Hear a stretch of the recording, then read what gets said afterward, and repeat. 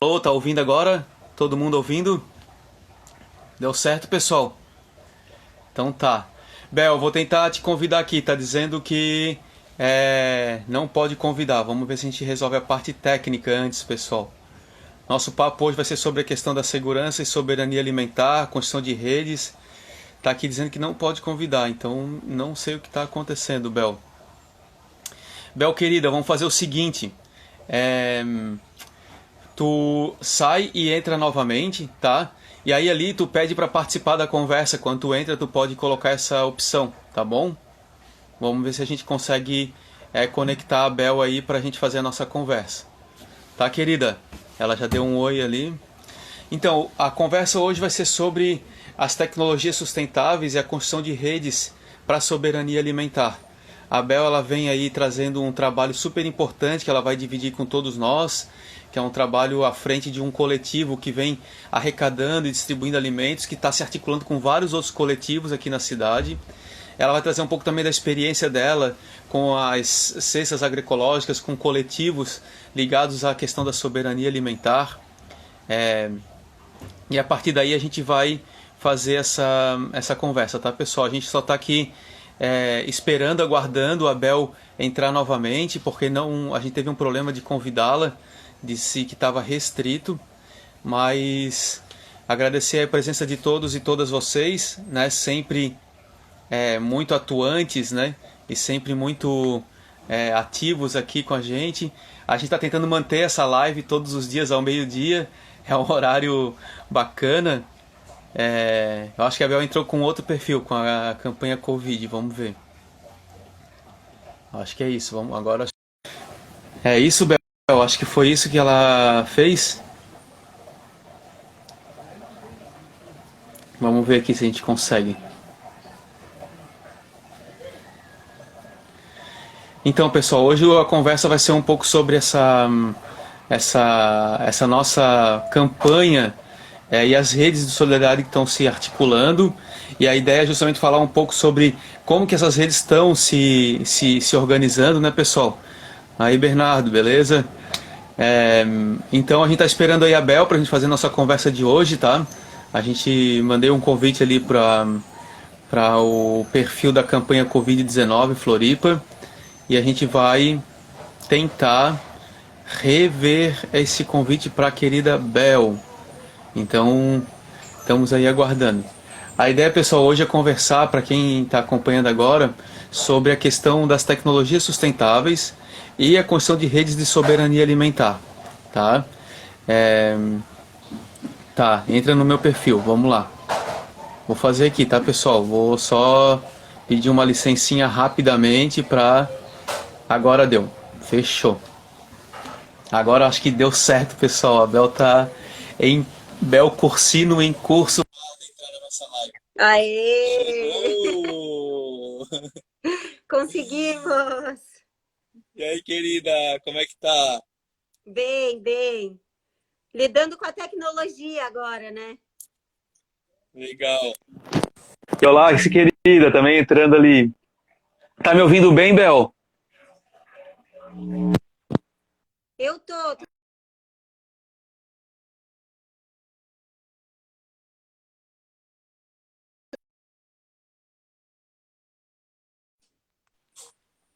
ouvindo bem, Bel? Agora voltou. Alô? Tava falhada a voz. Ouvindo bem? E Deu agora, uma falhada melhorou? no seu áudio. Agora voltou.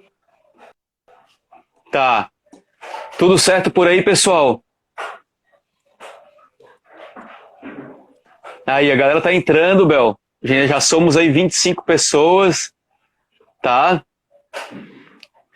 Ô, Bel, é o seguinte, querida, primeiro te agradecer, tá, esse convite pra gente fazer essa conversa.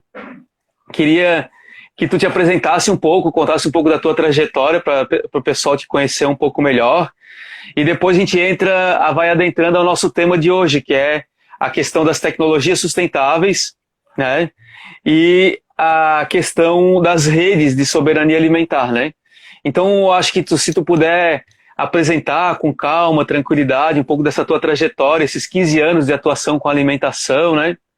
e um pouco depois, se tu quiser falar um pouco das iniciativas que tu estás participando aqui na cidade e nesse processo que a gente está nas nossas lives, né, que é fazer uma análise de como está a situação, mas também construir perspectivas, saídas, né, soluções, de preferências coletivas, né, ecológicas. Então essa é nosso mote de hoje, tá, querida? Te agradecer aí mais uma vez. Fique à Sim. vontade, Bel, para se apresentar para o pessoal. Bom, tá certo. Eu que agradeço, eu me sinto muito feliz e honrada de poder estar aqui conversando com você e com toda essa galera que está aí sobre essa transformação que a gente está passando. Eu sou formada, né, sou jornalista, sempre fui empreendedora e conectora de pessoas. Então, de alguma forma, eu sempre estava conectando pessoas, empresas, conectando comunidades. E dentro desse processo de trabalho com conexão de pessoas e comunidades, eu também me conectei muito com a natureza, né? E a alimentação sempre esteve presente na minha vida. Então, meu primeiro negócio foi um restaurante, foi um quiosque aqui na praia, no Campeche, no Riozinho. Daí eu fui para Londres, abri uma empresa de importava açaí, aí foi quando eu comecei a aprender sobre as fair trades, para levar o açaí para o Brasil, a forma como era exportada. E dentro desse crescimento profissional também surgiu um crescimento pessoal, né? A gente vai buscando a transformação. E eu sempre tive uma inquietude dentro de mim, que é como a gente pode transformar o mundo num mundo melhor, né? Porque a gente vive num mundo de destruição. E conforme eu fui trabalhando, me envolvendo nessa rede, nesse mundo capitalista devorador, eu fui entendendo que ali não era o caminho. Porque se eu fosse por aquele caminho, eu ia me dar mal, ia me destruir, ia destruir o planeta. E vi que ali não era um lugar seguro para entrar, né? Então, foi quando eu comecei essa construção dentro da sustentabilidade dos meus negócios. Eu também fui proprietária de um restaurante durante 7 anos. Nesse percurso, logo que eu tive a oportunidade de ter um restaurante, eu comecei a pensar de onde vai vir o alimento, como ele está sendo plantado, como vai chegar na mão das pessoas, e todo esse resíduo que eu tenho, o que eu vou fazer com isso? E aí ali eu fui buscando, dentro desses desafios né, do dia a dia, eu fui buscando soluções para o meu negócio. E chegou uma hora que eu percebi que estava além, né, só de um restaurante, que o que a gente buscava ali dentro do mundo era o quiosque filósofo. Foi o primeiro restaurante orgânico e sustentável no Vale do Paraíba, na região entre São Paulo e Rio. E a gente foi criando dentro do restaurante mesmo ações comunitárias, né? Então a gente conseguiu conquistar o seu Farid, que morava ali na rua de trás, a ter uma horta, porque ele vendia só planta de vaso, né? E ele tinha ali manjericão, cebolinha, várias punks, várias plantas, várias comidas que ele não considerava de valor. Então, essa questão do valor também foi muito forte dentro de mim, né? Quais são os nossos reais valores? E eu via que ele não dava muito valor para aquilo. E aí a gente começou a construir. Então, a gente conseguiu convencer o seu Farid a mudar um pouco o perfil de não só vender prato de vaso de planta, mas também os temperos. Então, a gente começou a fazer uma horta no terreno dele. Depois, a gente começou a fazer a compostagem, né? Todo o resíduo orgânico do restaurante ia para a compostagem do seu Farid. Seu Farid replantava várias coisas. Aí lá também virou um lugar de buscar paz e tranquilidade. Porque no meio do caos ali do restaurante, da comida, da loucura da cozinha, dos clientes, né, dos conceitos e valores e comportamento também dos clientes, a gente começou a notar que a gente sentia muita falta de conviver perto da natureza. Porque ali no seu Farid virou o único lugar que a gente ia lá e respirava e falava, vai, paz, natureza. Então, a gente começou a perceber o quanto aquilo impactava na nossa saúde mental no nosso dia a dia também. E no Seu Farid virou uma terapia para todos os funcionários, sabe? Então, aí dentro desse meu trabalho de construção de redes de produtores da agricultura familiar ali na região de São Paulo, né, mais na Serra da Mantiqueira, eu percebi que tinha muita indústria, que tinha uma vasta área rural, mas ali não se cultivava muito alimento. Ali era muito focado na indústria leiteira. Então, acabou que foi um processo de exploração ali da área rural, sabe? E também de plantação de eucalipto. Então, aquela configuração de raiz da comunidade dali da Serra da Mantiqueira começou a se transformar também num grande centro de exploração e principalmente em transformar tudo aquilo num grande centro industrial. Enquanto que as nossas raízes e os nossos valores mesmo não estavam virados para Dutra, vamos dizer. Elas estavam para dentro, sabe? Então, a gente começou a tecer esse tecido humano, né, de busca de agricultores locais, de pessoas originárias, né, de povos originários, de valores. E aí a gente foi construindo. Então, por isso o restaurante ele teve um impacto forte na comunidade, ali na sociedade, né? Então, a gente construiu também, a gente conseguiu fazer projetos dentro de escola, né, fazendo todo o processo da importância da vida, né, da proliferação da vida e não da destruição da vida. Então, a gente mostrava para os alunos também o processo, a importância da compostagem, da manipulação e respeito com os alimentos. A gente trabalhou também muito o lado sensitivo das crianças, porque quando você tem um tempero em casa, né, tipo um manjericão, um alecrim, uma salsinha, você coloca aquilo na tua comida, você nunca mais vai esquecer daquele tempero, daquele sabor, daquele cheiro que vem. Aquilo vai ficar guardado para sempre na tua memória olfativa. Então, esse carinho, a gente queria levar isso para as crianças, porque a gente acredita que as crianças são as nossas sementes, que estão aí bombadas de energia para transformar o planeta. E elas são super receptivas, elas são super adaptáveis. A gente encontrou bastante dificuldade nos adultos, assim, né? E dentro desse meu processo de transformação, eu cheguei uma hora que eu me colapsei dentro do restaurante, porque eu via que o que eu estava vendendo, eu já não... As minhas palavras, com os meus pensamentos, já não estavam mais condizentes com as minhas ações. Porque o mundo capitalista, ele te engole.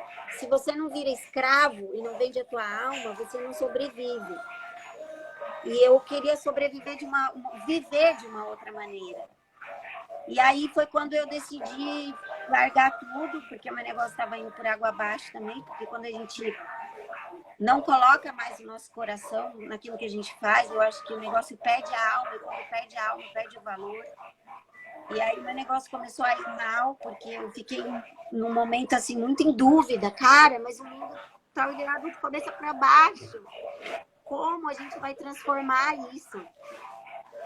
E eu percebi que eu poderia ser muito mais útil fazendo coisas, porque o restaurante ele demanda muito a tua energia. Então eu falei, não, eu vou contribuir com o planeta, mas de outra maneira. E aí então... Ô, Bel, esse período que tu falou, foram 7 anos que tu teve esse restaurante e que a partir dele tu trouxe várias reflexões, essa cadeia da alimentação, o formato de desenvolvimento da região e até trabalhar a questão da alimentação e essas outras percepções a partir também de projetos educacionais. Então esse tempo foram 7 anos, isso? Foram 7 anos, exatamente. Aí depois disso, né, nesse processo, eu olhei e falei, cara, eu não consigo mais viver assim, eu quero viver de uma forma que a minha vida seja com um mundo mais justo e que também seja mais condizente com os valores, com os meus valores, com aquilo que eu acredito e também que eu vou deixar para os meus filhos.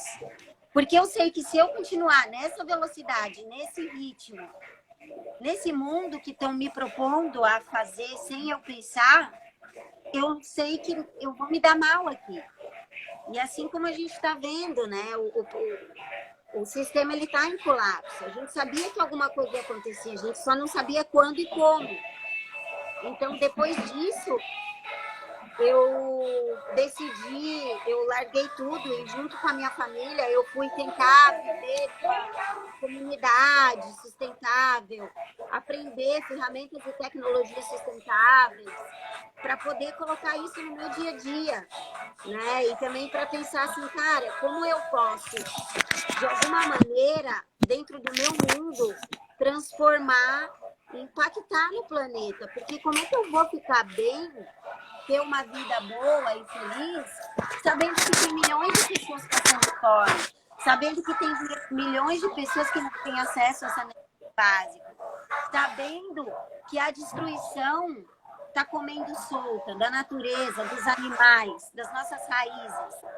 Então, aquilo foi mexendo comigo. E aí eu fiz essa viagem junto com a minha família. A gente se deu super mal, deu tudo errado. Voltamos pior do que a gente foi. Mas a gente sempre acreditava que algo melhor estava para acontecer, sabe? E aí eu vim para Floripa, conheci você, conheci uma série de pessoas. Ô, Bel, só um minutinho, vamos ver esse negócio. Só um minutinho, Bel, vamos resolver esse negócio aqui do som, só um minutinho. Tá, será que é o meu? Ô, Peri, desliga, tá atrapalhando aqui, Peri. Aí, obrigado.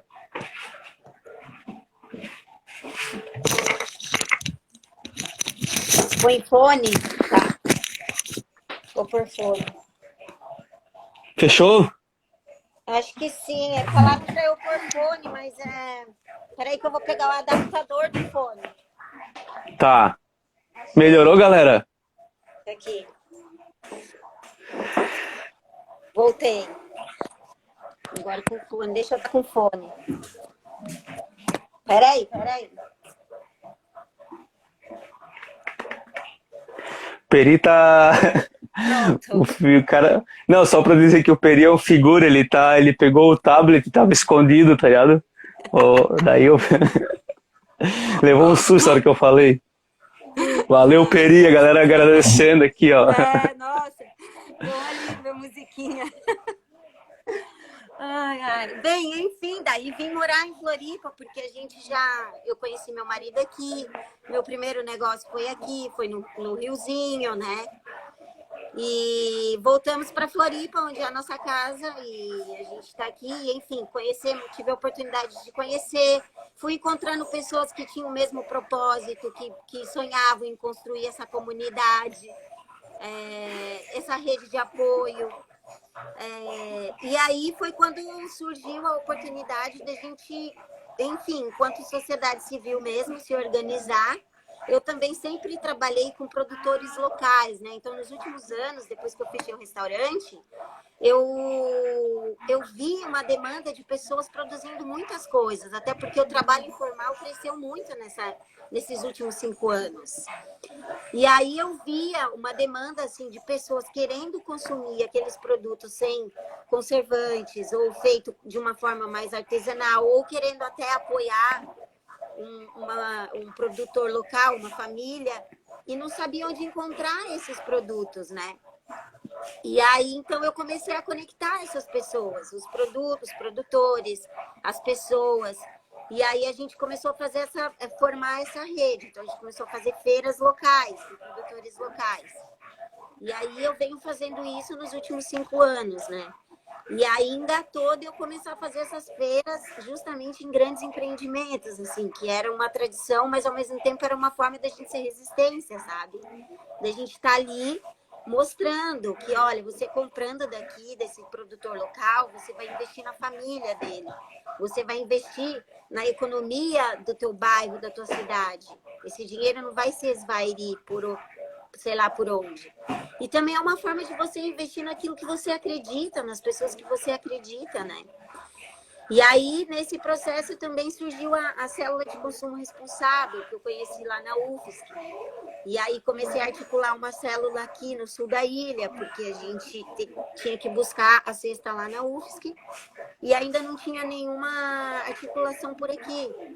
E aí eu comecei a conectar pessoas que estivessem afim, né, que estavam afim de consumir da agricultura familiar, de uma forma mais garantida. Então, foi quando a gente começou a se organizar para fazer essa compra coletiva direta da agricultura familiar. E aí, isso já faz 2 anos que a gente está fazendo essa facilitação, né? E aí começaram a surgir outros produtores locais dentro dessa célula de consumo. Né? Hoje, dentro do nosso grupo de compra coletiva, a gente tem 700 pessoas cadastradas que compram semanalmente entre 60 e 80 cestas por semana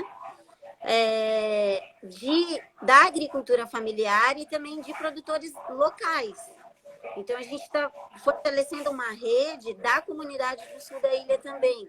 Então, tem pessoas que produzem kombucha, tem pessoas que produzem pão, tem pessoas que produzem sabão biodegradável. Então, daí surgiu essa oportunidade da gente entender esse processo de rede e se conectar, né? Então, foram surgindo várias oportunidades. A gente começou a ver que em rede a gente era mais forte, que em rede a gente conseguia reutilizar a garrafa de vidro, reutilizar o saquinho que vem do alface, reutilizar, trocar abundâncias do jardim, né? Então, a gente começou a fazer trocas, a gente começou a trocar abacate, limão, várias coisas, até adubo, né?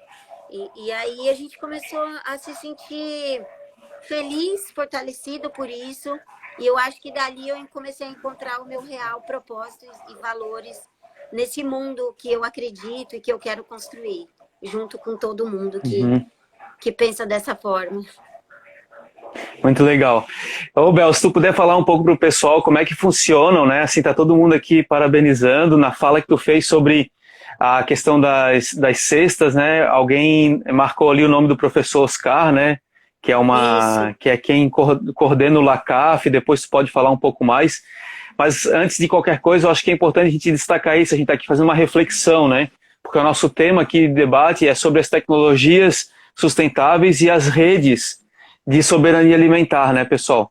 Então, assim, é claro que esse debate ele é muito importante porque ele é uma resposta que alguns grupos já vêm tentando fazer há muito tempo, que é aproximar a relação entre a produção e o consumo, sair das longas cadeias que estão entregues a grandes indústrias destrutivas e que são grandes organizações destruidoras do planeta, né?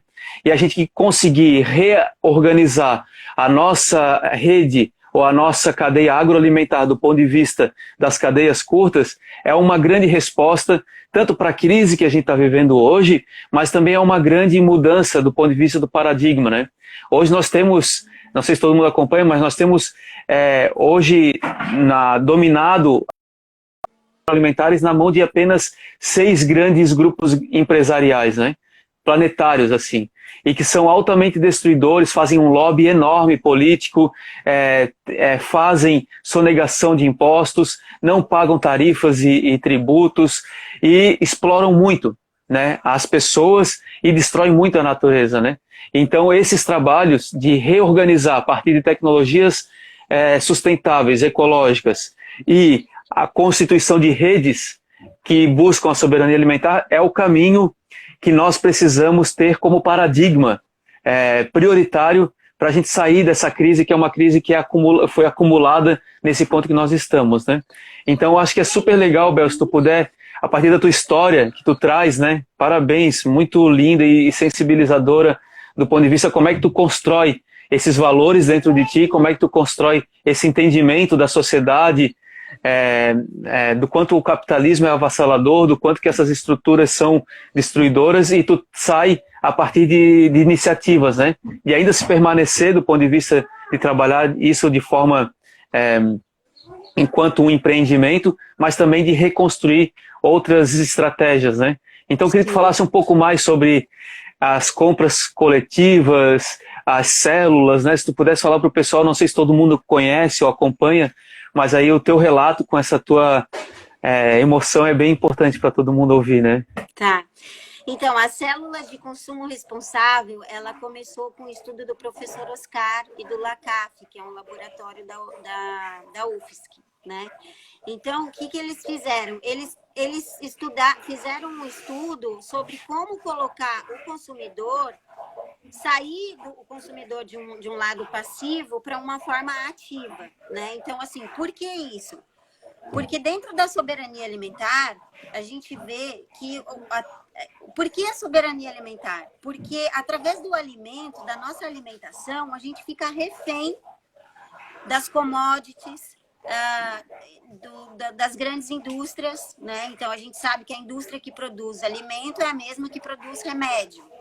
Então, assim, e aí a gente fica refém dessas grandes indústrias. Então, e corta na cerne as nossas raízes, porque através da alimentação, né, das agriculturas, dos plantios, a gente conhece as nossas raízes e os nossos valores. Ali nas raízes, na agricultura e no alimento, está diretamente ligado à economia e os nossos valores enquanto cultura, né, enquanto humanidade. Então, através da soberania alimentar, a gente consegue um pouco de liberdade, né? E essas células de consumo responsáveis, ela faz com que ela desafie o consumidor a sair de um lado passivo, eu digo entre aspas mimado, para um lado mais consciente e no olhar de sair do papel de consumidor, de consumir até acabar na etimologia mesmo da palavra, sabe? Para um investidor. Porque a gente pensa que investir é só na bolsa de valores. Mas quando você compra uma cesta de alimento direto da agricultura familiar, ou quando você compra algum produto direto daquela família, você está investindo. Então, isso não te tira do papel de investidor. Você pode investir, sim. E a célula de consumo responsável, ela é uma rede que se cria através da semente, né? Lá do plantio da semente, do acompanhamento dos agricultores, quem vai plantar o quê. Os agricultores se formam em rede também na área rural para o plantio. Eles montam as cestas dos consumidores que pagam mensalmente por esse grupo de agricultores, que já tem garantido mensalmente essa renda. E aí a gente sempre tem um ponto parceiro, que é um ponto de coleta, e a gente se mobiliza até este lugar para pegar aquele alimento que a gente se propôs e se responsabilizou a comprar. Então, assim, nessa a gente constrói uma rede de confiança. Não só é uma relação que você constrói, porque você não constrói só uma relação de consumo. Você começa a construir uma relação de confiança. Você começa a aprender de onde vem o seu alimento. Você entende o respeito que aquilo tem, né? E você passa a olhar o alimento com outro valor, que não só o de consumir e encher a barriga, mas como isso tudo está sendo cultivado e depois, né? Então, essa cadeia, ela se chama uma cadeia curta de abastecimento de alimento. E hoje a gente tem algumas alternativas que são essas cadeias curtas de abastecimento de alimento, que está fundamentada na relação da confiança. Porque quando a gente compra um produto num grande estabelecimento, a nossa confiança está no selo. Então é uma relação muito indireta e a gente realmente não é tocado por aquilo, sabe? Aquilo não entra nos seus valores. É uma coisa muito superficial. Quando você entra numa rede de compra coletiva ou numa célula de consumo responsável, você acaba criando essa relação verdadeira e de confiança. E isso mexe com com os teus valores, né? Porque você vê que é uma cadeia que gera vida, que vem gerando vida. Então, como a gente, aqui em Florianópolis, tem esses movimentos, tem a célula de consumo responsável, que acontece na UFSC, então tem vários pontos de coleta. Aqui no sul da ilha, eu sou facilitadora do movimento Kairos, que tem alguns pontos de coleta aqui no sul da ilha também.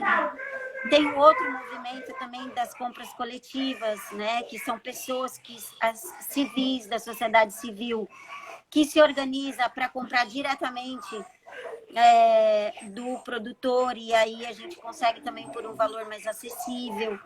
Então, são pessoas da sociedade civil que se articulam e se organizam para gerar uma saída, uma outra forma de consumir, para que a gente não fique refém somente dos grandes estabelecimentos. Então, por isso a importância da soberania alimentar. Porque através do alimento a gente se conecta, a gente já encontra nossos valores, a gente encontra nossas raízes, a gente encontra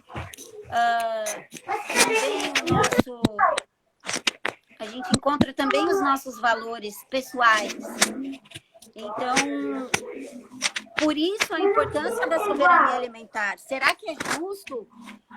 Hoje a gente está muito exposto ao meio que a gente está vivendo, porque a gente está vivendo em isolamento. Então, a gente consegue detectar a importância de uma área verde dentro da sua casa ou dentro de um espaço comunitário.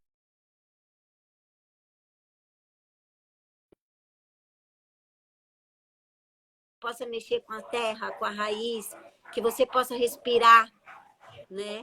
Então, hoje, as pessoas em grandes centros urbanos, né? Qual seria a saída? Então, acho que por isso a gente tem que pensar na importância de espaços públicos e como a gente visiona esse mundo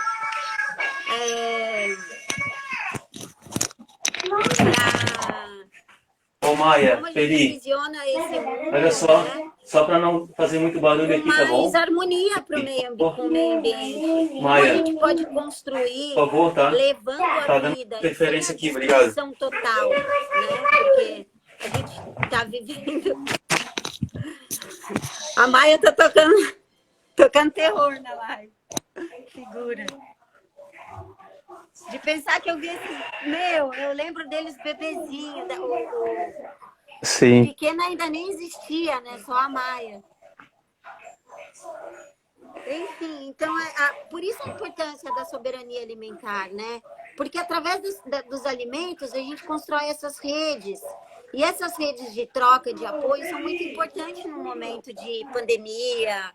A gente conseguiu sentir isso na pele esses dias, né? A hora que deu o isolamento social, o que a gente vai fazer? Como a gente vai consumir alimento ainda saudável? A gente olha para o lado, o que eu tenho? O que eu fui capaz de construir no meu mundo que, de certa forma, me desse soberania? A gente vê que nada, sabe? Então, mas na rede de apoio, a gente conseguiu se fortalecer, fazer trocas, até mesmo criar uma campanha e atender aí quase 200 famílias, né? Então, por isso eu vejo a importância dessas redes. E aí, a partir daí, como a gente vai continuar com isso e articular para que hajam espaços públicos que a gente possa aprender neles, fazer trocas, hortas comunitárias. Então, a gente precisa, sim, dentro dessa transformação, desse momento de transformação, e agora é a oportunidade para isso, visionar o mundo que a gente realmente quer para a gente. Porque agora, do jeito que está, a gente sabe que não dá mais. Ele está colapsado, ele colapsou. A gente está em isolamento social. Daqui para frente, além de pandemias que vão surgir, a gente sabe que vai ter escassez de água, né? Então, é muito importante a gente resgatar esses nossos valores. A gente está no momento de regeneração mental, regeneração da terra. Então, estamos aqui para isso. Esse momento é muito importante para a gente visionar esse mundo que a gente busca. Legal. Ô, Bel, muito legal o teu depoimento. Muito legal o teu depoimento, Bel, e muito bacana. Surgiram algumas questões aqui. Tu entrou numa discussão que eu acho que é super legal as pessoas acompanharem, que foi a partir dessa rede, né, de soberania alimentar e a partir disso que a Bel falou, tanto das células quanto dos grupos locais, né, do movimento Kairos, de tudo que tem instituído, como que rapidamente esses movimentos conseguiram dar resposta à questão da crise nesse momento, né? Primeiro, da crise sanitária do coronavírus e como que vocês estão encarando esse processo da crise que vai dando a principal emergência dela é a fome, né? Então, eu queria que tu falasse um pouco disso, como é que surgiu a resposta à crise, tanto para as células, quanto para esses movimentos que tu falou das compras coletivas e tal, e como que vocês se reorganizaram daí na campanha do Covid-19 Floripa, para o pessoal conhecer um pouco, né? E depois eu quero fazer uma reflexão com a gente sobre a questão das políticas de segurança alimentar, né? Isso. Então, dentro dessa cadeia, dessa rede já pré-organizada de compra coletiva e das células de consumo, a gente se sentia assim, né? A gente sente o movimento acontecendo e a gente sente então, de apoio. E por isso, eu vou ter que tirar um pouco o microfone para carregar meu celular. E aí, Tá. a gente rapidamente, a gente conseguiu se organizar, porque a gente já estava meio que organizado nesse sentido, da questão da soberania alimentar. Então, veio o desafio. E agora? Como as pessoas vão se alimentar? Então, e aí um foi entrando em contato com o outro, eu entrei em contato contigo, e aí a gente conseguiu formar um grupo. E um grupo, o legal é que o mais bonito de tudo isso é que nessa pandemia, uma coisa falou muito forte, que foi a solidariedade. A solidariedade, ela vem ditando muito nessa pandemia. Então, isso é um lado positivo. E é onde a gente tem que se fortalecer, né? Nesses resultados positivos. Então, a gente conseguiu se organizar, veio um voluntário, né? E aí falou, não, eu sou designer, eu quero ajudar de alguma maneira nesse momento de isolamento. E aí foi quando surgiu a campanha do Covid-19 Floripa. E aí a gente começou a divulgar no Insta para os amigos, para as redes de apoio, rede de consumo responsável. E aí a gente começou a ver resultado, né? Por um momento a gente viu o resultado, né? A gente conseguiu levar várias cestas, alguma demanda em específica, leite para criança. Só que a gente, ao mesmo tempo, percebeu que é um buraco sem fim. Porque por mais que a gente consiga atender as famílias, na outra semana ela vai ter fome de novo. E vão ter outras famílias com fome, né? Então, por isso, a soberania alimentar, de novo, veio batendo na porta. Porque, assim, como essas pessoas que estão mais em vulnerabilidades, elas vão ter uma saída, uma rede de apoio, e não ficar refém só das grandes indústrias, dos grandes mercados.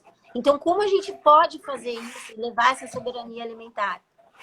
E aí, com a campanha Covid-19 Floripa, a gente começou a entender esse processo, que não basta só a gente fazer uma ação emergencial, mas que a gente precisa fazer uma ação planejada e estratégica, que possa, de fato, levar dignidade para essas famílias que estão em vulnerabilidade. E a gente percebe também que não atinge só as pessoas que moram em favelas ou em periferias, mas que atinge também pessoas de classe média, né? Que, enfim, atinge a todos. Então, dentro dessa perspectiva de como a gente vai agir, não de forma emergencial, mas de uma forma mais planejada e estratégica, que surgiu aí a ideia da comunidade da Sociedade do Bem Viver, que você, inclusive, nos apresentou, e que eu fiquei, assim, super encantada. E aí, a campanha, tanto o Campeche Solidário, que está aqui movimentando o sul da ilha, quanto a campanha Covid-19 Floripa, tem essa perspectiva e essa visão de fazer uma ação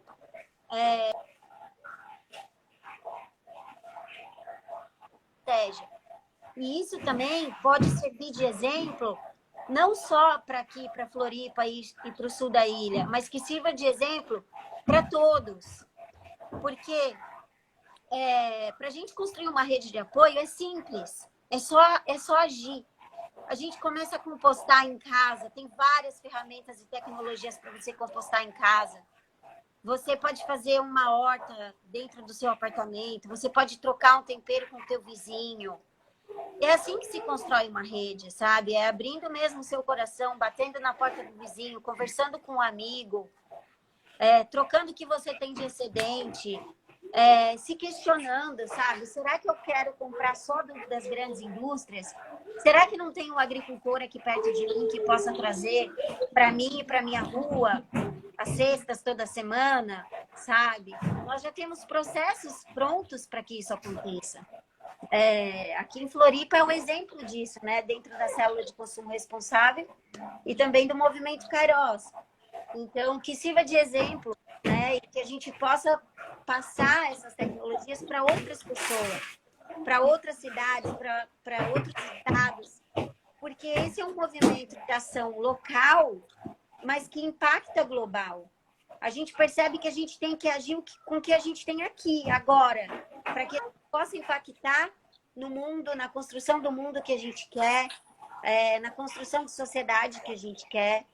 E é por isso que eu acredito que, através desses movimentos da campanha do Covid Floripa, Covid-19 Floripa e do Campeche Solidário, a gente consegue, a partir daí e das redes de apoio, visionar estratégias da sociedade do bem viver, que até eu gostaria que você comentasse um pouco com a gente o que é isso, e, enfim, para a gente colocar isso em pauta. Legal. Então, Bel, bem legal tocar nesse ponto, assim, primeiro trazendo esse histórico, né, de como que redes que já se instituíam do ponto de vista de entender e de aproximar quem produz e quem consome numa outra perspectiva, numa outra lógica, né, conseguem se organizar para dar essa resposta no primeiro momento em que a gente começa a ver os períodos de isolamento social e quarentena, e começa a observar que isso rapidamente impacta na vida de muita gente. Quando essas pessoas que são trabalhadores e trabalhadoras informais, autônomos, diaristas, mensalistas, freelancer e assim por diante, que quando para de entrar o dinheiro, não consegue pagar o aluguel, não consegue comprar comida, não consegue cumprir com o básico, né?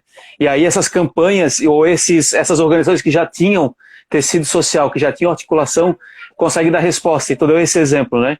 A campanha Covid-19, ela surge desses coletivos, das compras coletivas, das cestas, né? E assim por diante. A Campeche Solidária também surge desse tecido social, da organização através da Amocan e da rede de organizações, e várias outras que dão resposta. A Revolução dos Baldinhos rapidamente se organizou com a Cooperativa de Mulheres, a rede com a rua, que eram entidades que doavam alimentos ou distribuíam alimentos na praça e que se organizaram para concentrar tudo no único local, a rede do Instituto Wilson Groh, o ICOM, N campanhas e organizações que hoje já tem, né? A gente tem Pântano do Sul Solidário, Armação Solidária e assim por diante, né? Rio Vermelho Solidário. Então são campanhas que conseguem dar uma resposta na perspectiva da solidariedade, de articular as pontas, mas porque já tinha um histórico. Também elas deflagram a falta de política pública na perspectiva do bem comum, né? A gente não tem uma política pública, a gente não tem equipamento, um restaurante popular, imagina, nós somos a única capital do país que não temos um restaurante popular público, sabe? Não temos cozinhas comunitárias, que são equipamentos públicos, bancos de alimentos. O governo federal gasta tanto dinheiro para salvar bancos, para deixar com que grandes corporações soneguem impostos, como a rede da Havan, que é um grande sonegador de impostos desse país. Para isso tem dinheiro agora para comprar alimentos dos agricultores e redistribuir esses alimentos nas redes socioassistenciais ou nas redes solidárias. Para isso não tem dinheiro, sabe? Mas a gente poderia ter uma outra estrutura agrária, estrutura territorial, baseada numa perspectiva da soberania e da segurança alimentar, através dos equipamentos de segurança e soberania alimentar, né, que são restaurantes populares, cozinhas comunitárias, bancos de alimentos, compra e aquisição de alimentos dos agricultores e distribuição nas redes socioassistenciais, alimentação escolar pautada na compra direta da agricultura familiar, né? E são políticas simples de fazer, porque o governo já compra alimentos para alguma coisa. Ele está comprando das grandes redes, ele pode redirecionar e comprar da agricultura familiar, especialmente de base agroecológica, né? Então acho que é legal falar disso, né? Porque isso dá base, já que o governo está fazendo, o que está acontecendo nesse momento as organizações comunitárias, as redes de apoio se instituindo para dar respostas territoriais e locais, que são fundamentais, né? E aí entra nessa perspectiva do que tu falou, que hoje a campanha Covid-19 Floripa, ela arrecada recursos, doações, alimentos e redistribui em alguns territórios, né? Mas a gente está pensando a longo prazo, como tu falou, a gente está querendo construir uma sociedade do bem viver, né, de longo prazo, as comunidades agroecológicas do bem viver, onde a gente consiga arrecadar alimentos, comprar da agricultura familiar e redistribuir para essa rede socioassistencial. A gente está iniciando uma campanha que a ABEL foi tão participativa conjuntamente com o DEC, né, que foi super ativo nesse processo, e que a gente está construindo em parceria com a fazenda da universidade, que tem uma fazenda de 180 hectares do lado do aeroporto, para a gente poder conseguir justamente produzir alimentos com as nossas próprias mãos, de forma agroecológica, aprendendo junto os princípios da biodinâmica, da agroecologia, do uso da homeopatia na agricultura, e produzir alimentos ali numa área de 1.200 metros quadrados e redistribuir esse alimento para as comunidades, né? Então, é fundamental, né? É fundamental a gente pensar nessa perspectiva, e a gente está construindo junto. E assim, diferente de alguém que quer um salvador da pátria. Não vai ter um político que vai salvar a pátria, não vai ter uma liderança que vai salvar a pátria. A gente só vai conseguir sair desse lugar para um outro paradigma se for articulado em rede e em coletividade, né?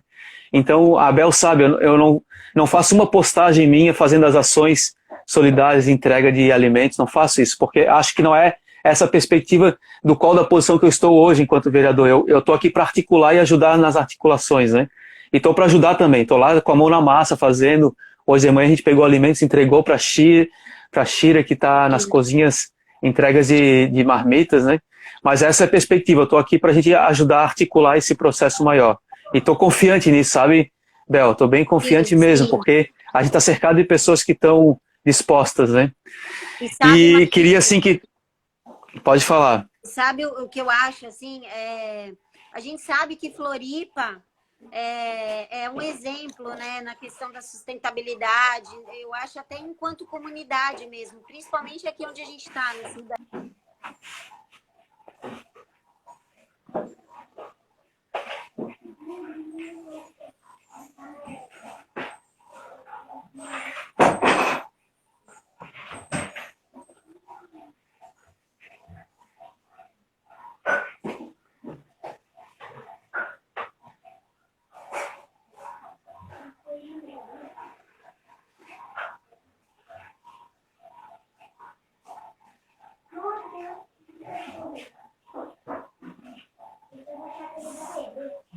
A Bel caiu, foi, pessoal?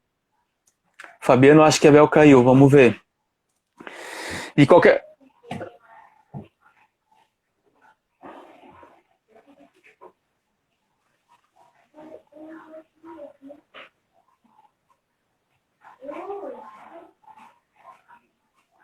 Tá aí, Bel, será que...